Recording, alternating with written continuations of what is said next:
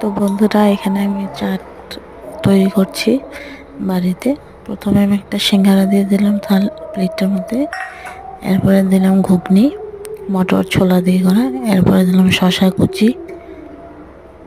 শশাগুলো একদম চিকন চিকন করে কুচি করে নিয়েছি।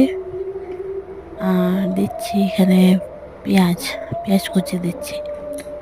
আমি একদম ঘরোয়াভাবেই করছি, তাই তোমরা একটু দেখে নাও কীভাবে করতে হয়। এখন দিলাম ধনিয়া পাতা আর কাঁচা লঙ্কা, কেন কি আমরা একটু কাঁচা লঙ্কা কম খাই, তাই কম করে দিলাম।